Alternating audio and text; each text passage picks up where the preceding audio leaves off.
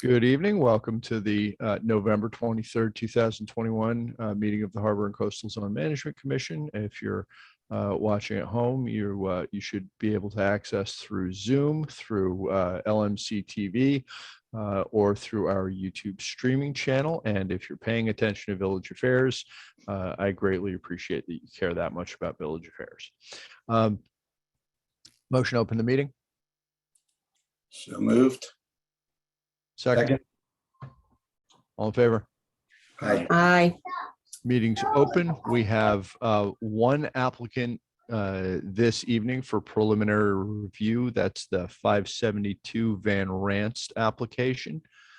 Do we have the applicant with us?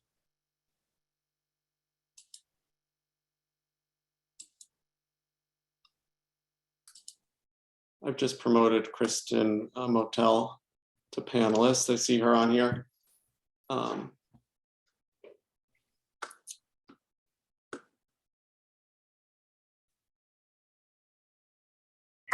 good evening, Chairman Burt. How are you? Doing just fine. Good to see you again, Ms. Motel. So on 572 Van Ranst, this is a preliminary, and though I'm sure we've all spent some time with the application, it might make sense to just let you walk through it first, and then I sort of know what I'm going to ask. So I'll start, and then we'll see what other commissioners need to know. Okay. Is there anyone else you'd like me to promote to panelist? Yes, thank you for asking. Tonight, we also have Jerry and Brendan Ahern. We have Dan Connors, John Sullivan, and Greg DeLapp from Sullivan Architects, and Michael Stein from Hudson Engineering. And good evening, commissioners. For the record, Kristen Motel from the law firm Petty and Bader for the applicants here, 572 Van Ranst Place, LLC. And I'll just wait for my team members to be elevated. Here they are. So thank you for that introduction, Chairman. As you said, we're here really for a preliminary presentation and to receive initial comments. I think that'll be very helpful. We do have the site plan application pending before the planning board, which circulated its intent to be lead agency. And as part of that referral process, like you said, we're here before you tonight. The next step really would be for us to return to the planning board for a secret determination after this. And in order to do that, we'd like to make a supplemental submission to the planning board that addresses some of the comments that we discussed tonight. We did hear your comments at the work session a few weeks ago, so I'm hoping that some of our presentation will address that. And I'll provide a brief overview and have some of the team members walk through a few of the sustainability features that are proposed, and then we'll go through the site drawings and the stormwater infrastructure. So with that, as you are aware, the applicants are proposing to replace the existing residential structure on the property. That structure is about almost 100 years old. 1925 is the estimated date of construction. So obviously, it's not compliant with current flood code standards that we have today. They are proposing to construct a sustainable 5-story multifamily residential building, and that'll have 10 units in it. Right now, the unit mix will be 6 1-bedroom apartments and 4 2-bedroom apartments with parking in a garage on the ground floor below the building. So it's a 6,500 square foot lot, and it's classified in the RM3 zoning district, which permits multifamily uses principally as of right. And the surrounding area, as you probably noted, is mostly commercial and multifamily residential buildings. The property is classified within the AE flood zone, and there's no existing stormwater management or, like I said, flood control infrastructure on site. The proposed building is going to be raised above the base flood elevation, as the Village of Mamaroneck Floodplain Development Code requires and as FEMA construction standards require. We're also proposing to increase the flood volume storage on site. And, that, like I said, that's really significant improvement over existing conditions. Fully compliant stormwater infrastructure is also being proposed here to ensure there's no increase in stormwater runoff created by the proposal. And then the other really great thing about this project is there's a lot of green sustainability features that are being proposed. There's a rooftop solar installation, there's EV charging stations for electric vehicles, and also a state-of-the-art fuel cell system. So with that, Dan Connors from Egress Energy Solutions is here. And Dan, if you just want to walk through like a couple of those points for the commissioners, I think that would be really helpful before we go through the plans. Understood. Thanks, Kristen, and good evening, everybody. Can everybody hear me, first of all? Yes. Mhm. Thanks. So I know there's so much more ground to cover tonight in your session. I don't want my enthusiasm for this technology to occupy your evening. So in the previous submittals, and I could show on my screen them quickly if you wish. So I'll go to screen share and try to do that if I can. Looks like I'm disabled at the moment. Wait that if that's possible to the chair. I don't know if that's possible. I'm going to go ahead and tell you that while it's interesting that there's a lot of environmental sustainability incorporated into the building, and you can go ahead and review it. And I don't know how much you know about this commission, but we work off a set of policies, and things are either consistent with them or not. That we may like a lot of sustainable features as neighbors and as citizens is not the same thing as addressing the concerns that as commissioners we have to pay attention to. So, I mean, if you think it helps to situate this application with our 44 policies, go ahead and say whatever you think you need to say, but don't feel like you have to do a run through of every environmentally friendly bell and whistle in the bit. I don't mean to be dismissive by calling them bells and whistles. The features that make it environmentally sustainable and low impact are wonderful, but they're often beside the point to what we have to address. Understood. Kristen, I don't know if I seek your guidance on this, but I'll Sure, certainly. I think Yeah. it is relevant to a few policies. If you want to just highlight a couple of the very brief points that we discussed, and then we can, run through the proposal. Very good. All right. So what I'll just say is that the design of the building from an energy standpoint will include a rooftop solar system, which will be maxed out for the amount of space that is on top of the roof. But additionally, there will be 3 fuel cell units. These are micro fuel cells, if you will. They're very appropriate to size for this building. And the combination of those 2 things, largely on the back of the fuel cell, frankly, will pretty much cut the carbon emissions of this building in half compared to traditional. Additionally, the fuel cells and potentially the solar will enable the building to run in a resilient mode. So if there were to be a power outage, power could stay up for the building. And the sizing of these units also includes not just the building, but 4 EV charging stations built in.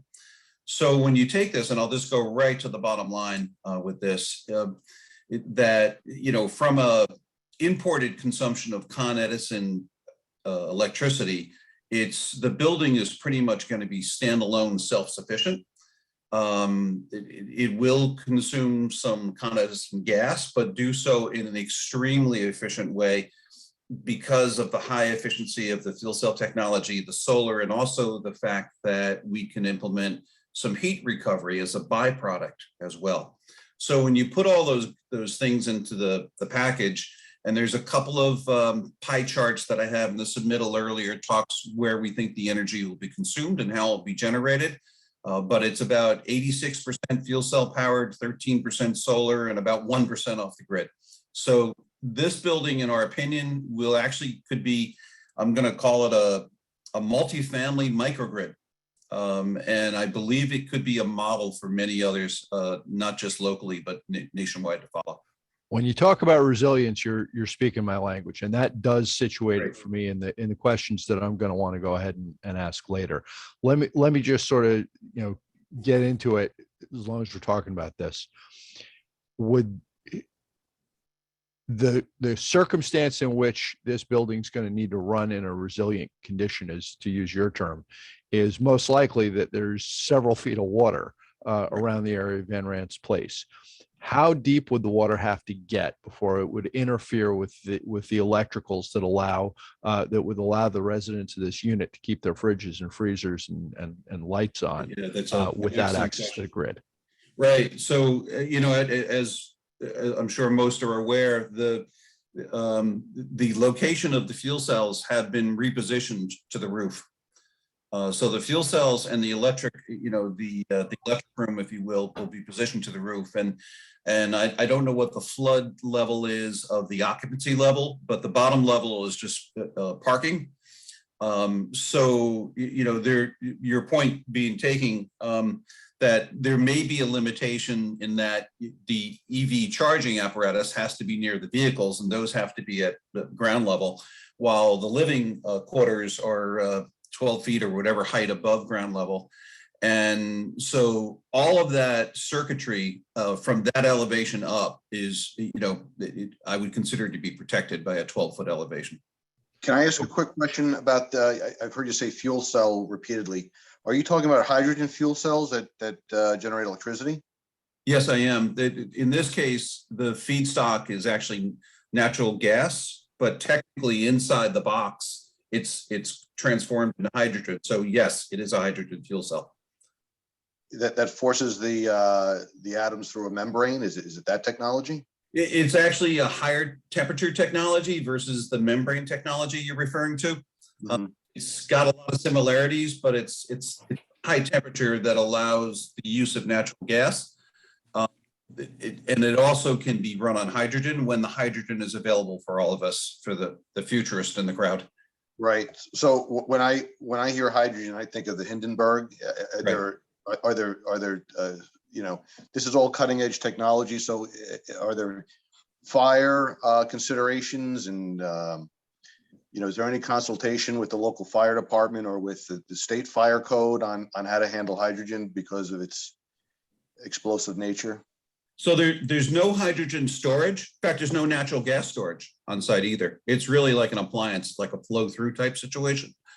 There are codes and standards. I guess the best way to bring some comfort to this is to say that there are 2,500 units like this running in Europe today for over 10 years.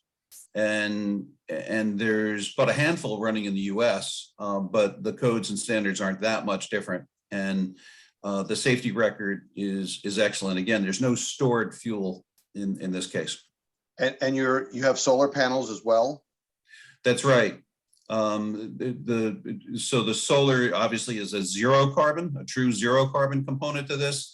It's just that the energy production out of the available space for the solar panels is about 15% of the total. So the workhorse in this building from a self-generation standpoint will be more of the fuel cell. One of the considerations of solar that's often overlooked that one of the fire chiefs in Mamaroneck enlightened me about was that when there's a fire at night and the fire engines come on scene and they turn all the lights, those big floodlights to illuminate the fire zone, those end up activating the solar panels, and it becomes an electrocution hazard to the firemen. Is there a shut off, or is there any fail safe on that where the fire department can turn those off when in the event that they have to use their artificial lights and mitigate the risk of electrocution? Understood. I understand your question. I am more on the fuel cell side of the technology than the solar side. So my honest answer is I'm not sure such a feature is available, but given the broadness of that issue, I've got to believe that the solar industry has solutions for that. Commissioner Maggio, that's certainly a comment we'll take into consideration, and we'll look into that and, you know, ensure that we address that. Yeah, I would just maybe ask that, you know, you or we consult the fire department. And there's no technology with respect to turning it off. It's just a manual switch that can be thrown. Andrew Ford, this is Dennis Strogan, Assistant Building Inspector. All this will be picked up during plan review, safety features, so forth, heights, elevations for those mechanicals, everything will be picked up during plan review. So, Right, if they're aware of it. okay, just FYI, so you know I'm here. Andrew, if I may help put your mind at some of these, there are absolutely disconnect switches on the AC side and the DC side of almost every rooftop solar system. So if you're depending upon manual disconnect, absolutely, it's there. If you needed something more sophisticated, I'd have to do some research on that. No, I know the simplest form of manual shut off, I think, is the safest. Yes, that's standard. Yeah, okay. Thank you, Dan. If anyone else doesn't have any questions pertinent to this part of the presentation, I think it would be good for John and Greg to pull up the plans and we can walk through those. Thank you. Thanks. Oh, I think I thought I promoted them, but I guess I missed them. Let me do that real quick. That's okay. I think Greg is going to be the one doing the screen sharing, but I'm not sure if John Sullivan is I see him promoted on. to panelist. All right, I'll promote him. Thank you. Okay. And yeah, so do you want to share plans? Because I can allow the screen share. I think I have to change the setting. If you can allow Greg to share the plans. Sure. Thank you. Okay, it should work.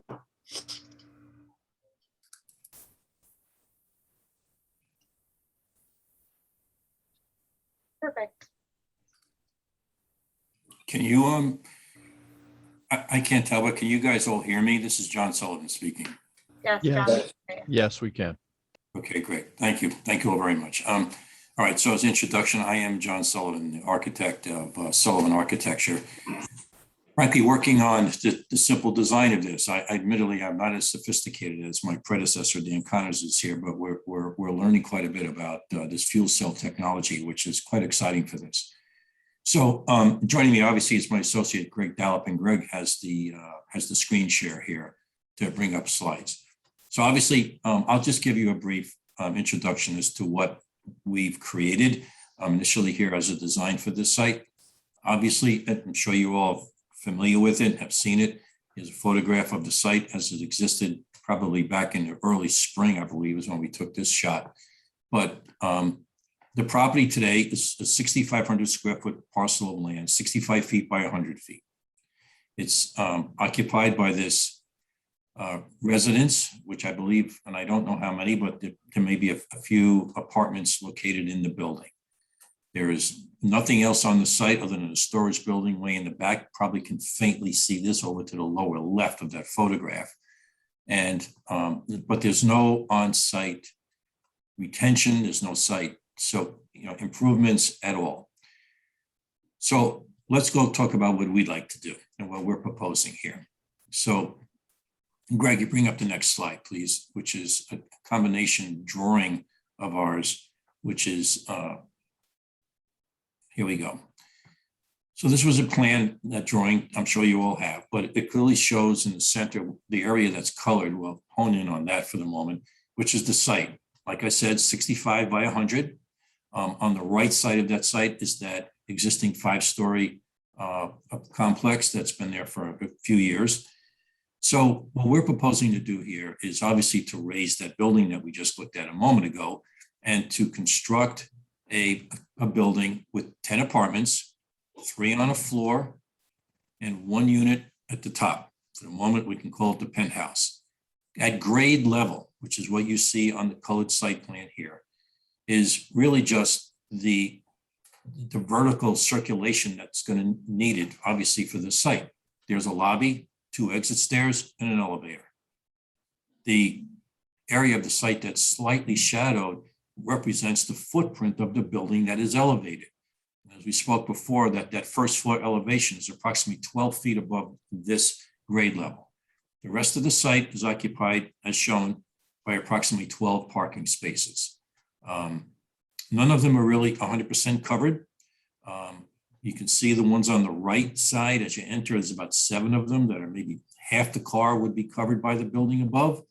The 4 in the back are not, and the 1 handicap space to the left is. Yeah, we have a small little like trash enclosure off to the lower right-hand corner. But that's the extent of the site. Mike Stein from Hudson will get into the site areas and the site engineering when we get past this point here. To the right, you guys can see the unit plans that we've drawn there. There were 3 on the first 3 floors and the 1 at the top. In the lower right is just as Dan was just discussing a moment ago. You can see the photo cells on the upper roof area and a mechanical room also up here where the fuel cells are. There is no mechanical room on the ground level. Utilities will come off the street on the ground and vertically up to serve that mechanical room and each one of these units independently on each floor. So we originally had that on site, but we removed that clearly in light of what we've all experienced recently. Let's look at the next one, Greg. These are 4 elevations, just helping to illustrate the massing of the building, but probably the next slide really gives you a better perspective of what we're proposing to do. 2 photo montages, photographs superimposed with our building, which as you can see, for all intents and purposes, very much aligns with the existing building to the right. Horizontally, vertically, the same. You know, the parking is, should there be such another flood as we've all experienced, that it would flood the site. And that lower level stairs, elevator lobby, it's for all intents and purposes is masonry enclosed, but we will make certain that it has spillways in it to flood out. I'll go back to the elevation, Greg, if you could, just for a second, because one of the concerns has been about how to evacuate people, if needed be, out of the building. And although they will be elevated, you know, God willing, above any flood levels that high above the street, but we've located an emergency egress, which he's pointing to right now, which is a door located in the stairwell. The sill of that floor is about 9 feet above grade. It could be located at the street level, at the floor level as well, but we located it here thinking that that could be an emergency if someone needed to get out of the building in case of a flood. I noticed in John Kellogg's memo that he asked about having this be accessible to a roof deck so that you can get out to the front street. We could do that, and I'm willing to do that, and it's frankly a really good idea, but it requires us to request another variance. It would require a side yard setback variance. Frankly, in all consideration, maybe that's a very reasonable variance to request. We'll move, I guess we can move to that at another time. But we believe here that we're creating at least an infill on a site, very small site, that is contextually in scale with the streetscape, architecturally is somewhat consistent with the streetscape, and that is creating housing above any catastrophic level of flooding, at least to give the people who live here, some safety when such an event would occur. I know there's been some discussion about parking. I guess that's an operational issue, certainly not a physical one, but we can have a conversation about that at a later date.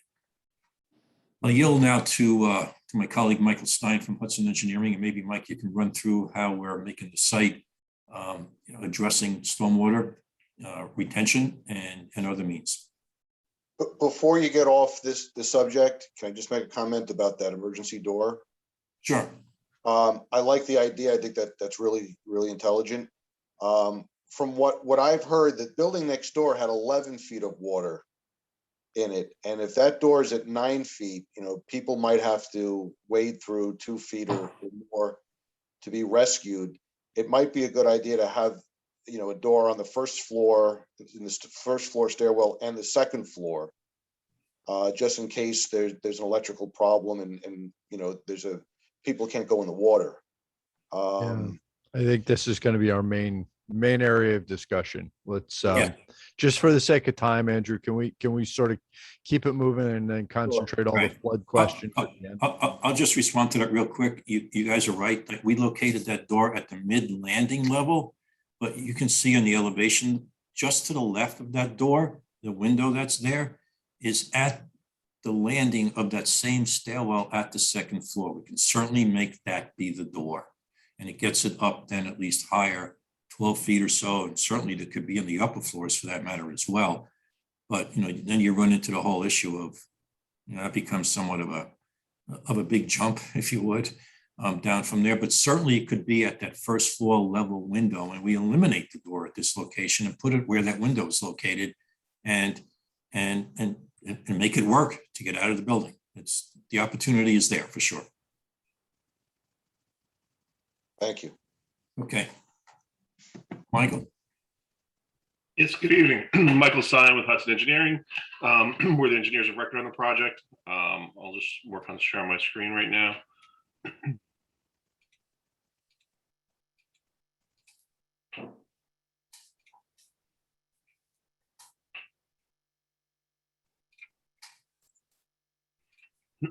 Okay, so for the site, as Kristen had mentioned earlier, there's currently no improvements as far as stormwater management on the site. All the stormwater on the site runs off. So as part of our design, we've actually gone through, done field testing in the area to the rear where we have our stormwater practice right back here. We got down to a depth of about 84 inches without with hitting groundwater at 84 inches.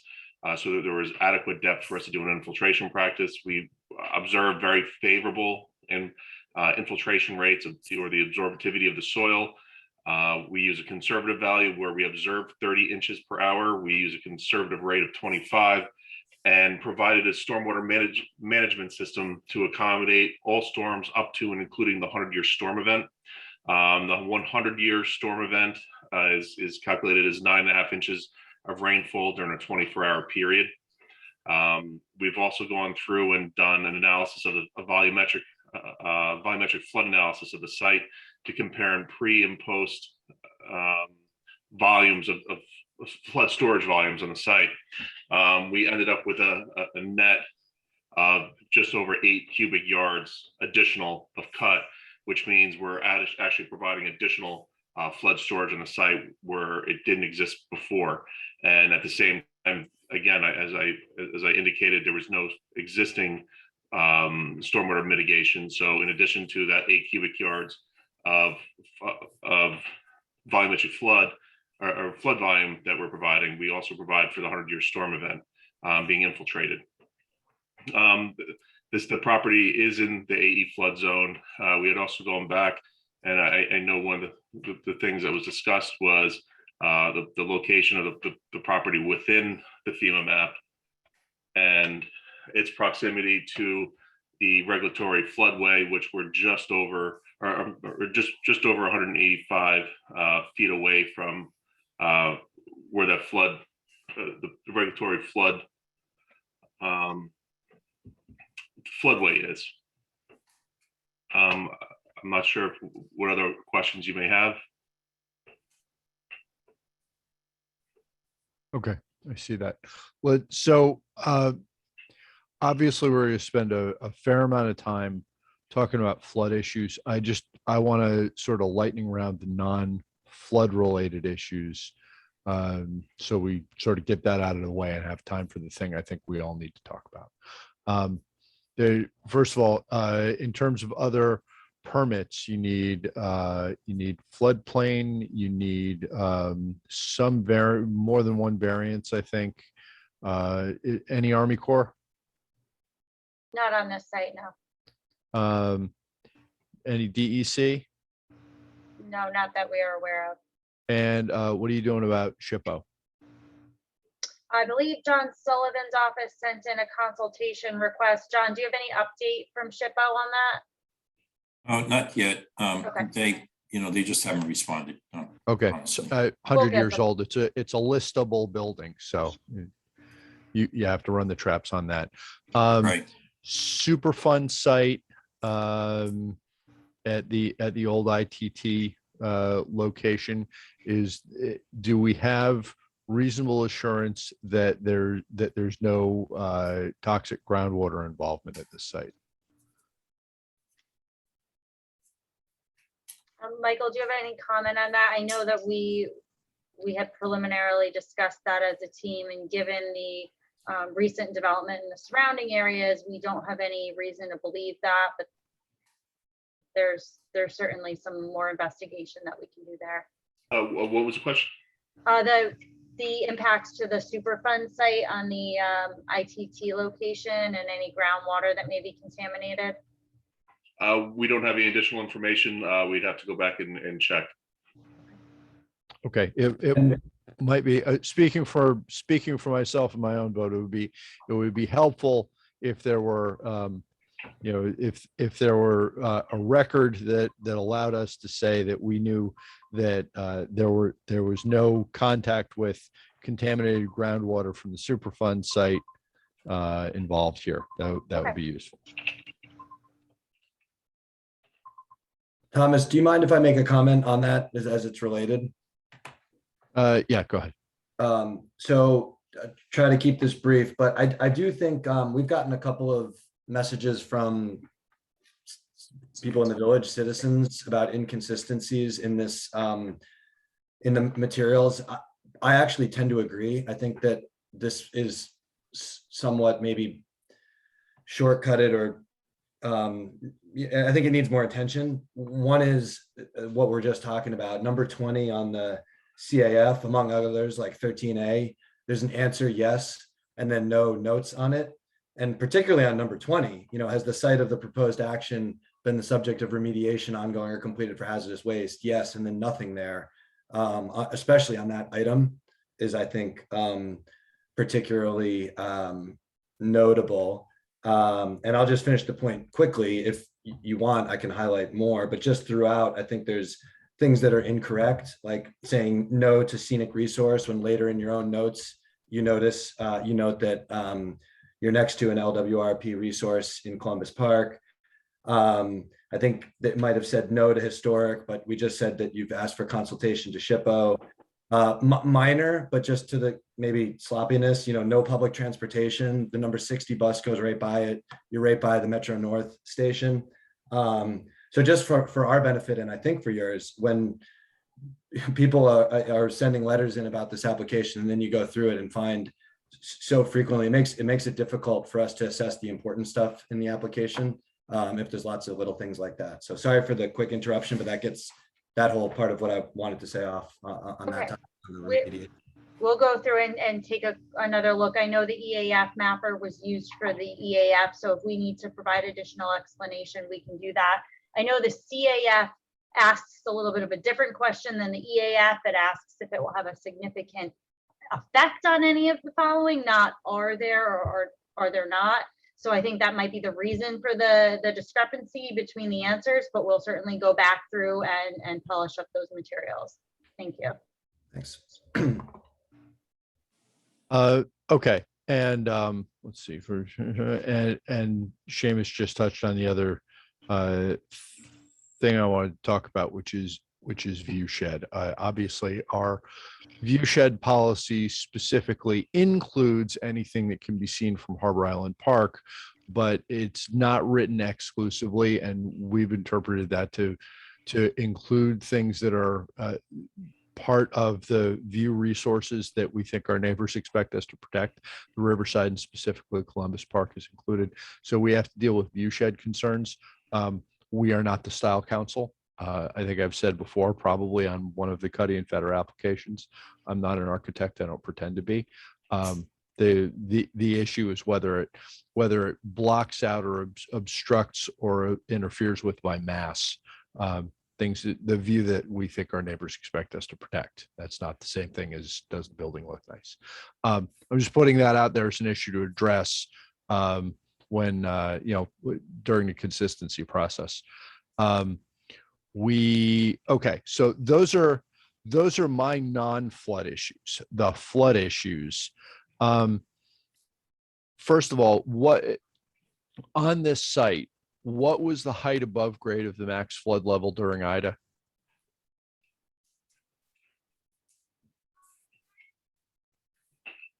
We would have to look into that. I'm not exactly sure we have that elevation. The actual elevation. The FEMA flood elevation is 25.8. Right. Yeah,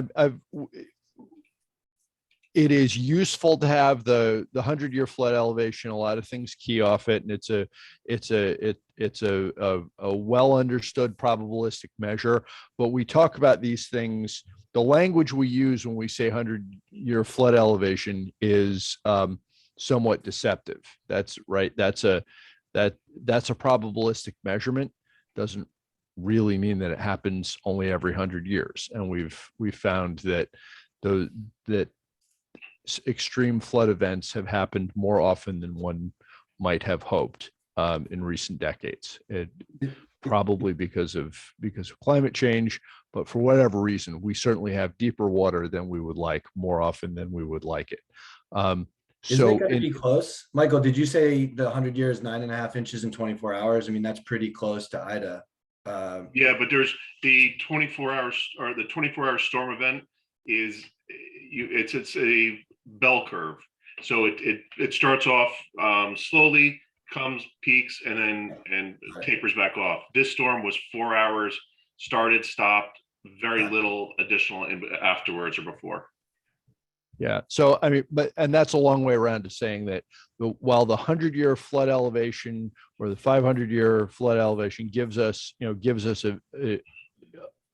benchmarks, we also, in thinking about this, have to think in terms of our experience with the 2007 flood level, the Ida flood level. So, and in order for me to know how to cast my vote for consistency, it really helps me to situate flooding with our recent experience. So and also, if I just may ask, the site they were referring to before, you're saying a Superfund site. I have no Superfund sites there, and I'm looking at DEC environmental site remediation database, and I'm not seeing one. The old ITT site, which is okay, 139 Hoyt. That was the only one. Hoyt, yeah, right. And I mean, the question really is just in order to be able to have some assurance that that groundwater flowing under the site isn't contaminated, isn't going to, be disturbed by this site, by the proposed condition. So, is there another? How many other buildings are there in the village that do not have that don't have an exit, multi-unit, that don't have an exit above the 100-year flood elevation? That's something we'll have to take a survey of.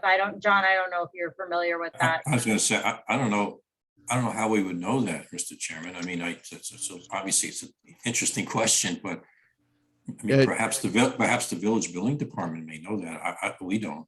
They might. I remember when we were considering the multi-unit dwelling on East Prospect, there were flooding issues, but one of the, in my view, the dispositive issue on the flooding was that there was one exit that was almost certainly always going to be above the flood and at grade.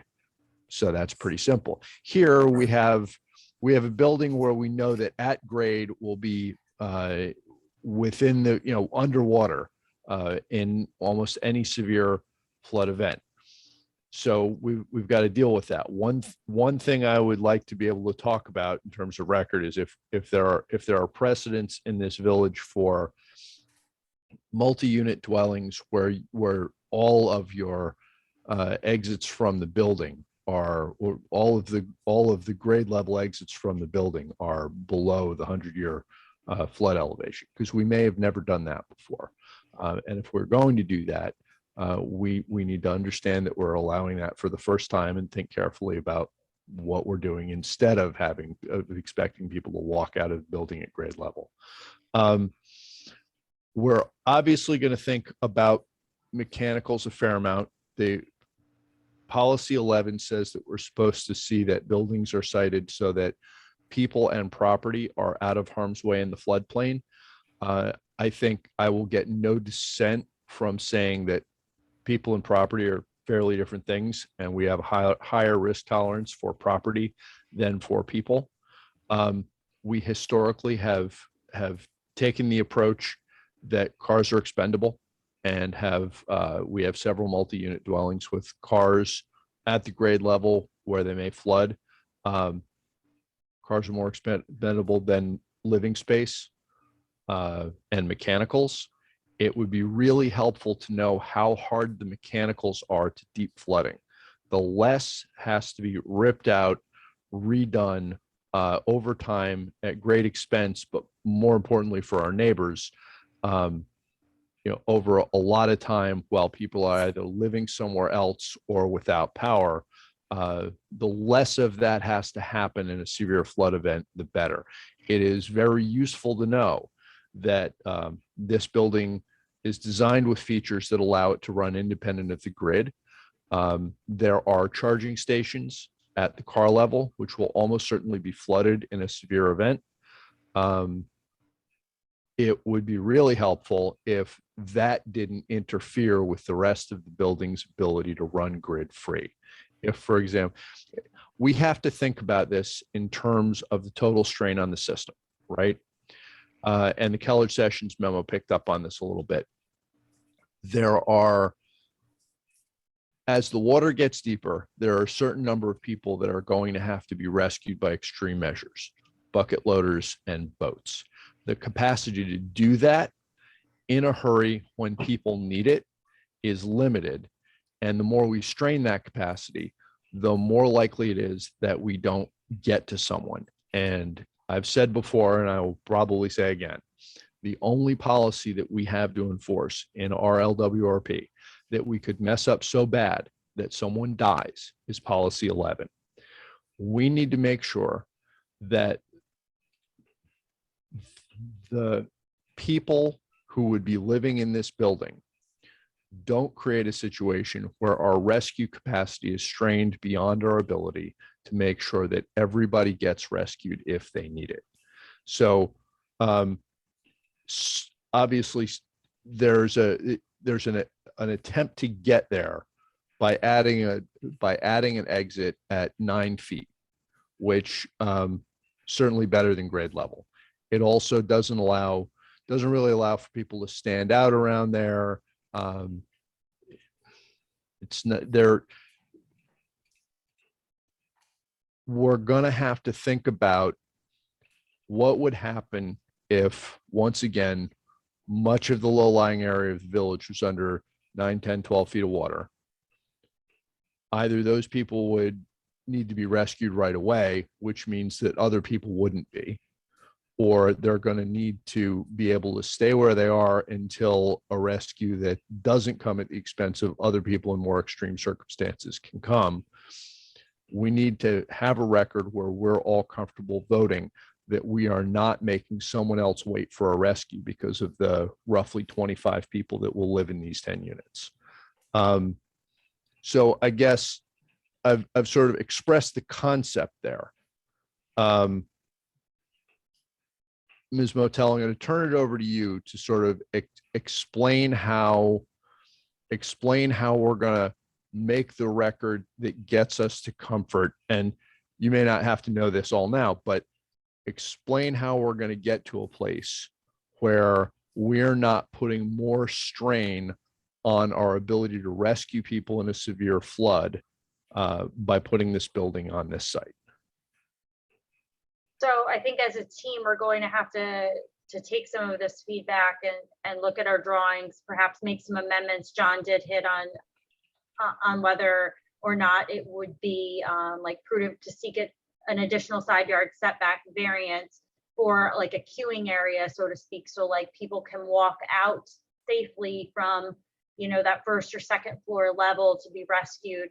That's certainly, something we'll discuss with our team, we'll discuss with the clients. I think if we're designing a building where people can safely be rescued and or be continuing to occupy with full power and don't need to be rescued unless there is an emergency situation that's occurring with a resident inside the building, we're actually helping because, right now, the people who are occupying that building, which isn't elevated, most certainly have to be rescued every time there's a flood event. If everyone in the building is able to stay and have power and access to, medicine and everything that they need, they don't need to be evacuated unless there's an emergency situation. And that's something that I know Dan and John, we're gonna all have to work through to make sure that, what we're saying here can actually be put into practice. But I think that, that's the first step, and we're certainly pushing for a building that does exactly that, so that the space and the site can be safely inhabited and actually be an improvement for emergency responders and for the village. I'll expand on that if I could. Yeah, go ahead. Mr. Chairman, is that I love the challenge of this. And I know we're all, apologize for the pun, but we're navigating through some interesting times here, with what we're dealing with now. When we started this project and the design of this was well before Ida, and the concerns over evacuation and those type of floods wasn't there. But I see here now, maybe thankfully, that we have the ability to have people out of this building. First of all, no one lives below a flood level elevation 33. I mean, if we needed to tweak that up a foot or two, okay, maybe we do. We have the ability to multiple means of egress, as we discussed earlier, through those egress doors. So maybe we're onto something here that maybe can become an opportunity, not just for this site, but maybe others. I mean, let's face it, this is a small site, 10 units, as you said, maybe 20 people live here. It's not a very big project, but maybe we're onto something, absent the whole issue of parking, but at least from human beings and people's safety and their ability to live in a building through the means in which we're trying to power this building and energize this building. Maybe we're onto something positive here. And you know what? I'd love to work with you and your board as we continue to navigate through this. I've known John Kellogg a long time. We can get through design solutions that maybe could be a model, in addition to what we're trying to do from a utility perspective and sustainability perspective. Yeah, John, I also think, thank you. I appreciate that. I also think this is an area where I shouldn't guess. So when this comes back, I think we're going to want a public safety record. I'm not sure who that is from the village or from an outside the village expert, but I'm going to want a public safety record to confirm my intuitions. To be transparent about how I'm thinking about it. And of course, I don't speak for any of the other commissioners' votes. We all vote how we vote. In terms of how I'm thinking about it, I'm thinking about it from the point of view that there are only so many boats and bucket loaders. And during a peak flood event, there's about often a 12-hour window when everything is really hectic and the resources are stretched extremely thin. We need to make sure that this project would not substantially add to the burden that rescue personnel face, either because people are safe in that building or because they can safely get out of that building without taking rescue resources out away from somewhere else where they will be desperately needed. Whether that's delaying their exit from the building or they can stay there for days or whatever. That's the way I'm framing it, that we can't reduce the village's capacity to handle a flood emergency because these people are there. And I understand there's a leg up already because there's a building there with residents now and they're in a worse situation. So while we don't do balancing here, when we are actually replacing a net negative in terms of overall infrastructure, that's actually a positive. So getting people up out of the floodplain, getting people into a place where they won't need to be rescued, where right now they would, that's helpful. But I wanted to set forth my thinking so the applicant has a full, fair opportunity to address it before this thing comes back for a vote. John, did you say that no one's living below 33 feet? Yeah, I might be off by a fraction there, but if the existing grade elevation is approximately 21 and we're up 12 feet, first floor elevation of habitable space then is somewhere in the vicinity then of 33. So that Elevation, actually- elevation 33. I don't mean 33 feet up. No, but that's actually helpful because I was misunderstanding something. So that's probably helpful. So in the Kellard Sessions memo, they talk about the proposed first floor at 21 feet, where obviously the 100-year high water is 26 feet. What floor is that with the 4 to 5 feet? Yeah, at the first floor elevation, I believe that John Keller was speaking about was that the lobby, the main street level exit floor, which of course is per our plan is there's no habitable space there. Okay, It's just that's exiting. helpful. So it's the first floor, but it's a lobby. I get it. Yeah. Right. Now, The I mean, first- obviously, go ahead. Sorry. I didn't mean to cut you off. My comment with regard to the first floor in the lobby was primarily ingress and egress, exiting the building. If you need to exit the building, you're going to be during a 100-year event, you're going to be in 6 feet of water when you exit those stairs. I was just trying to clarify that point where the water Right. was. Right.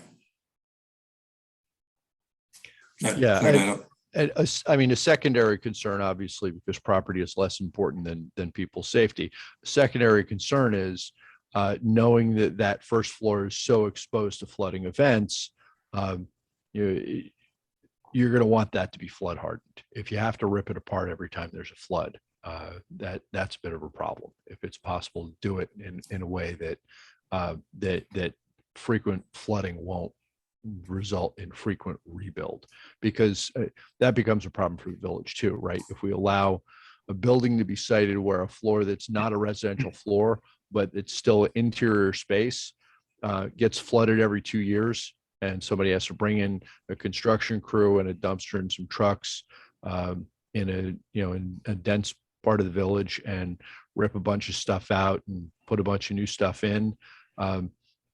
But the idea would be that those materials in that lobby and foyer area, they would be made for the specific purpose. So you wouldn't necessarily be ripping it out, whereas you in a lobby, you may have sheetrock or something else. This would be more, you have concrete block that's painted that can be hosed down and cleaned. Right. Yeah, you know what, speaking architecturally, not to get off on a tangent, I like this idea. We'll make that thing concrete. There's, Mike, no sheetrock down there, for example. We'll make a very cutting edge, contemporary, like hardened space like that. The only one that might get damaged would be the elevator from a mechanical perspective, but at least the rest of it is like, achievable and usable. Right. I mean, and I think this team has probably been briefed fairly carefully by council. We work off of 44 policies and we vote consistent or not consistent on the policies. We don't do this is better than that. We don't do balance this against that. Our consistency determinations are very binary. Obviously, we're very focused on the floodplain policies, 11, 12, 17, but really on 11 here. We're thinking about citing people and property in harm's way in this project. People obviously are a concern because you can't replace people, but property, you just don't want to replace. You don't want to have to replace mechanicals. You don't want to have to replace the elevator if there's 4 feet of water every 3 years. You don't want to have to replace all of the furnishings in the lobby. We're going to have to vote consistent or not consistent on citing persons and property in the floodplain. So the more that property is hardened to floods that we know will come, and the more the people are up out of the water and can be easily rescued or shelter in place when the floods come, because we know they will come, the easier it is for us to get to a yes on that policy. And I'm speaking for myself there, but I don't think I've said anything that my fellow commissioners would disagree with. Okay, let me just check my notes. I think I've covered what for a preliminary, what I wanted to cover on flooding, but we do have to think about it. We talk about 100-year and 500-year all the time, but we also need to talk about this in terms of recent experience, partly because it's simply easier to get our heads around. We need to talk about this in terms of 2007 and Ida, because we know what that looks like and we can keep in our minds what those conditions are. All right, I will turn it over to my fellow commissioners. Andrew? Thank you, Thomas. Yeah, my main concern are the elevations and the elevations at which we start. If the first floor is 12 feet above grade and the water in the last storm has been 11 feet, is the 1 feet a reasonable margin there? Should it, should it be 4 feet, should it be 5 feet, should it be 10 feet? And I understand that raising that first floor may put you over your height max, but maybe that's a variance that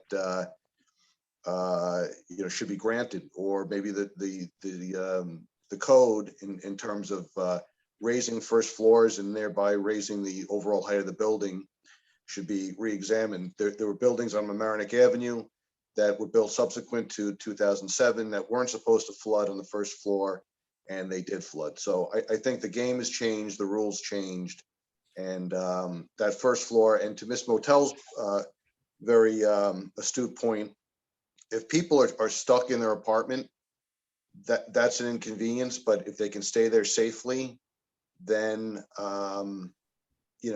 it's much better than drowning in an apartment, because the water comes in so fast, there's no place to go. So that's really my main concern, is how can you build this building where it's high enough, where people can shelter in place and not be at risk.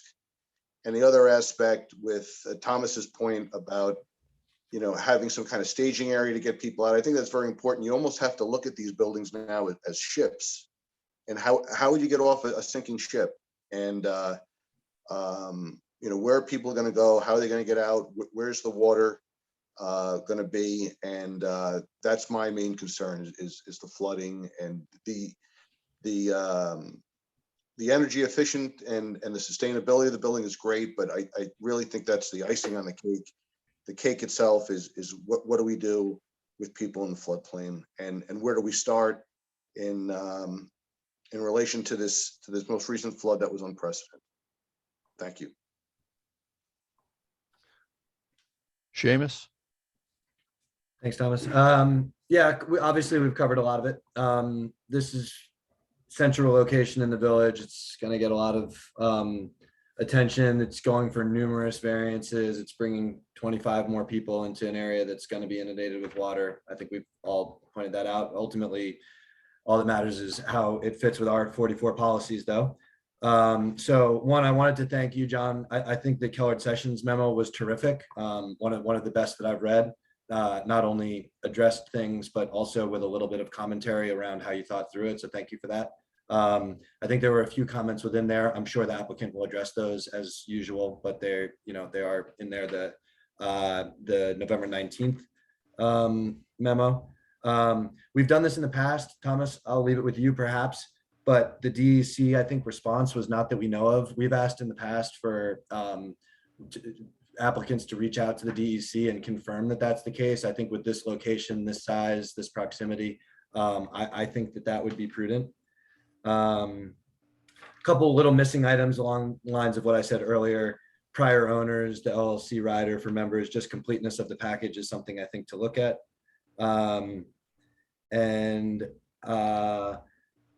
That is all I have. Just two quick comments I'll mention, more for how you can continue this application. One would be, I wonder if more cut than 8 cubic yards is possible. And two, that door that we've talked about, my one thought on it is, does it work if the water is really low, really high, or does it only work at like one certain level of water? So, all the ideas around going for a variance and improving that door, I think will be important. That's everything for me. Thank you.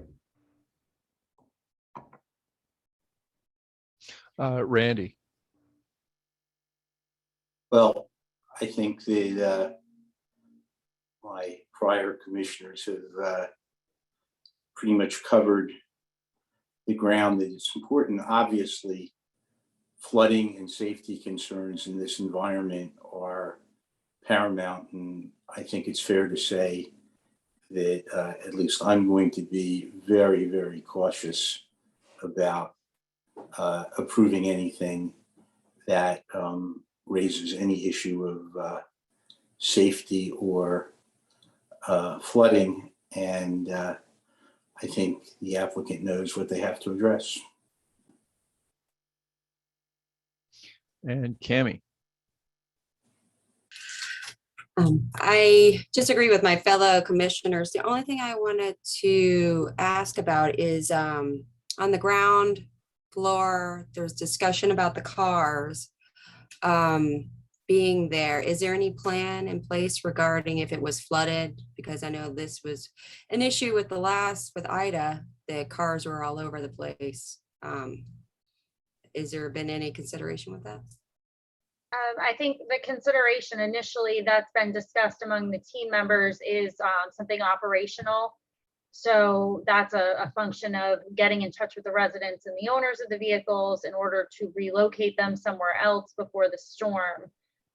That's an ongoing discussion, and we're open to comments from the commissioners. John, I don't know if you have anything to add there.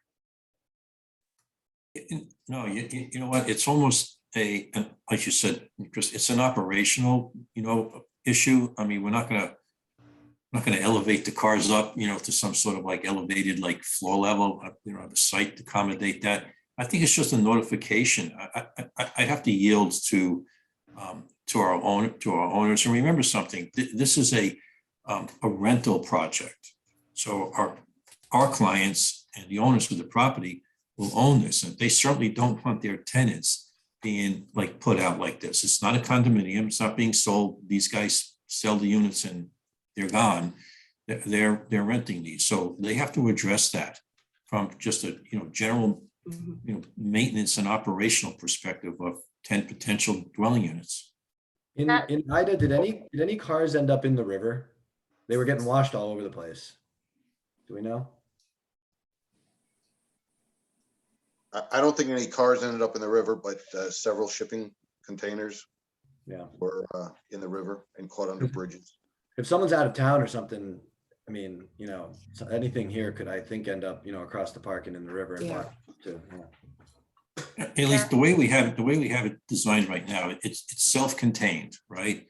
So should the parking level flood again, and as you guys said, yes, it likely will, but if it flooded to a point where the cars were floating, they likely wouldn't exit this site because it's contained between walls and gates and the building.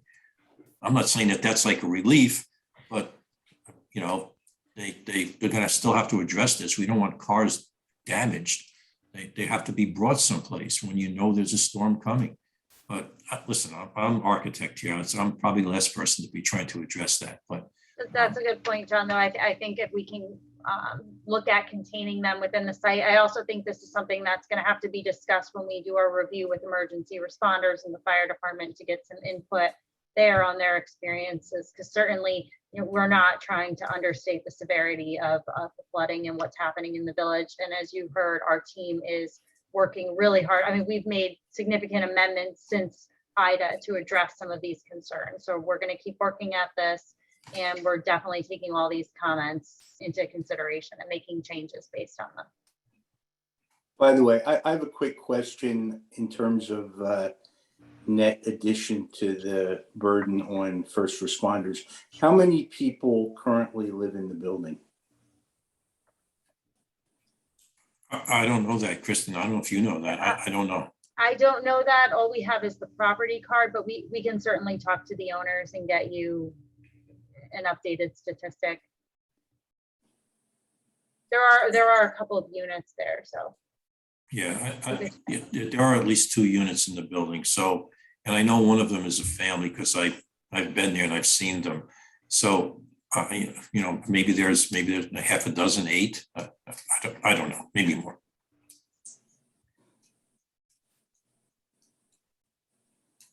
Okay, well, I think we have a very good understanding of what the challenges are that this project needs to meet, and what we're going to have to think about before we cast a vote.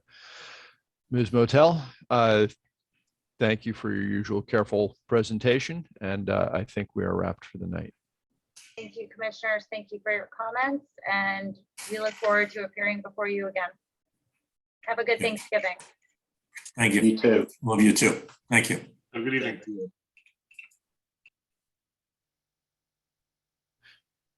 Okay, Before we move off applicant items, we received correspondence from 841 Taylor's Lane.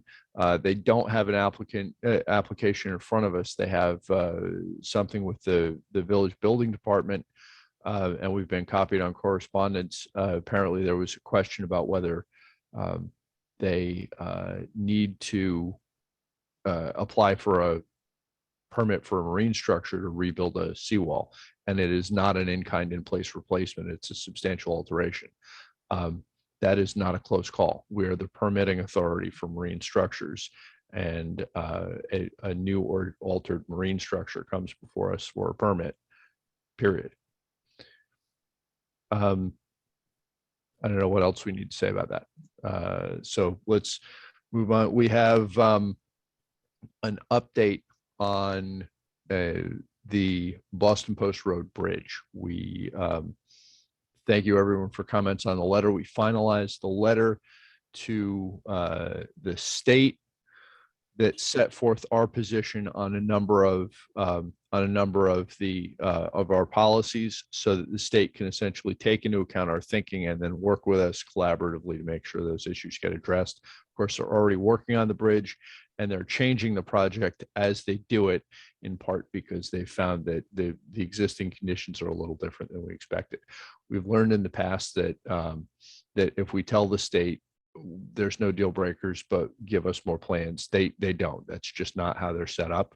So instead, we've explained to them essentially how we think about these things, and said, as to most of our policies, without the kind of complete plan that we usually work off of, we can't have the kind of confidence we usually do, but here's how we approach these issues. As to some of them, we've said something quite a bit more pointed.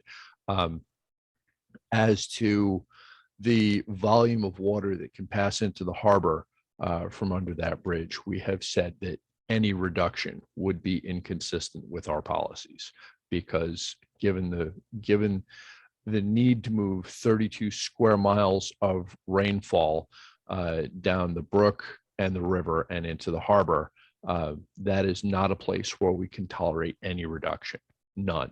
I think, given recent events, they probably heard that like we said it, I would hope, and we've received communication back from the state that they've got our letter, they've looked at it, and they're socializing it with their people. I expect them to be pretty good with working with us to address any concerns. Hopefully that project will get wrapped up in a way that we're happy with, and get everybody back to driving up and down the post road without lane closures. And anybody have anything else on the Boston Post Road Bridge?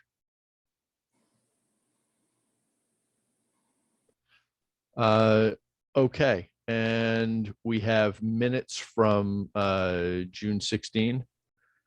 Move that we adopt the minutes. Second. All in favor? Aye. Any opposed? Motion carries unanimously. I think we have run our agenda, unless somebody has new business. Okay, everybody have a good Thanksgiving, and I'll make a motion to adjourn the meeting. Second. All in favor? Aye. Have a great night, folks. Happy Thanksgiving, everybody. Good night. Same to you. Bye. Yeah.